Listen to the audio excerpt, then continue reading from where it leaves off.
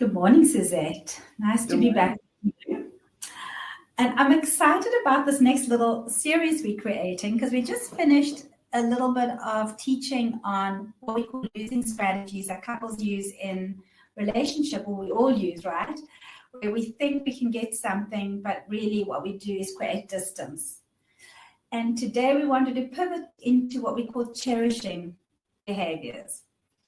And the first cherishing behavior that we wanted to share was about advocating for what you want. And I just wanted to jump in with this is very big, especially for women who sometimes tend to be resentful on the front end and more and assertive on the back end, or is it the other way around? Let me think. Or maybe more resentful on the front end and assertive kind of on the back end. And we want them to be more assertive and to clearly ask for what they want and to be less resentful.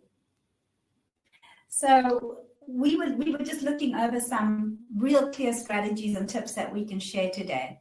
Would you like to jump in?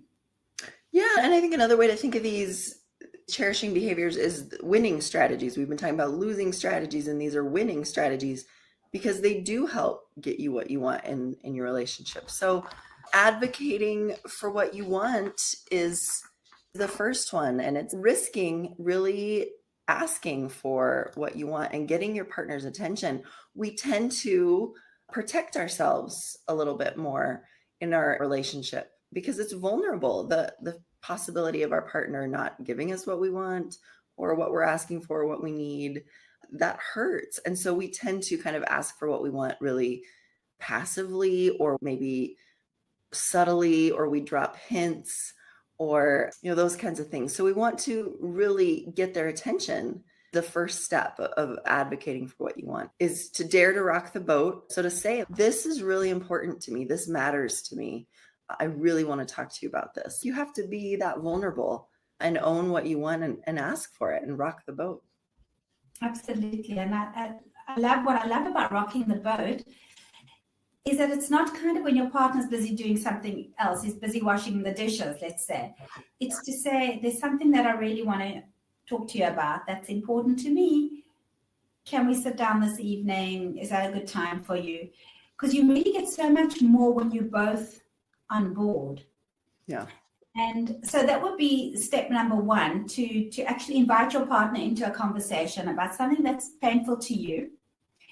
And the second part would be to make a request rather than a complaint. Underneath every complaint, there's a request. What you want that your partner could do in a real actionable move.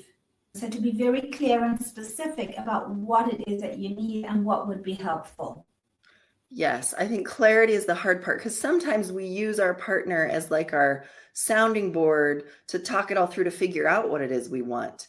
And if we do that work before we talk to them and we really know why this bothers us and what we want to be different, and we can be really concise and clear and specific, not just vague, like, hey, I want to have a better relationship, but to be like behaviorally specific, not these vague terms. I want a better relationship, or, I would like us to go on date nights every week because I've been missing that. This is really important to me that we create some time together. So this is what I would like to do. And I would like the first one to be this weekend. That's specific. So getting out of vague and broad and getting really specific and clear. Yeah. Because very often when we are, my experience is that our partners are very happy to give it to us if they can, but they very often don't know what. Yeah. So if we were to summarize, the first thing is to rock the boat, to call your partner in and say, I'd like to have a conversation about something that's bothering me, to ask for something actionable. And then the third part of advocating for what you want is really to acknowledge, to show gratitude for what you do get, even if it's 5%, even if it's 10%. You don't necessarily get everything, but to acknowledge and appreciate and tell your partner that you appreciate what you did get. Absolutely. I think that part can be the easiest part to forget, because we focus on what we didn't get. Our brains are wired to see the negative always. So we focus on what they didn't do or how far it is from like the whole big picture that we want, instead of focusing on, as Terry Real says, the glass being 15% full. What little bit they did do, or the specific step that they were willing to do with you is important. So I agree. Another great conversation. Thanks, Suzette. Thanks, Bev.